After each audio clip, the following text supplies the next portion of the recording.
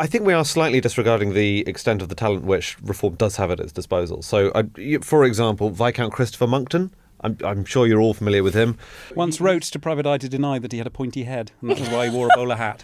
Interesting. Well, a few years ago, he made a speech where he warned that homosexuality is one of the 4 sins crying out to heaven for vengeance in traditional theology. He's doing it wrong.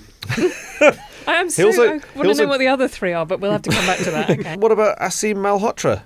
Advisor to the US Health Secretary, no less, God, yes. who made the very sensible point that maybe the royal family got cancer because they'd taken their COVID jabs. Dr. Hammond, who is also a doctor, but I would suggest one that it might be worth listening to slightly more seriously. He will be addressing the subject of Reform's new brilliant medical experts. Okay. And that was a great moment of Farageism as well, wasn't it? Because afterwards he said, well, he was just a guest at the conference. And actually he'd been introduced as the man who was helping to draft Reform's health policies. Slightly awkward. Yes, Reform said they don't endorse what he said, but they do believe in free speech. And to be fair, he's not the only one working on the health policies, because there's also Dr. David Bull, who is the guy that was strangled by a ghost. So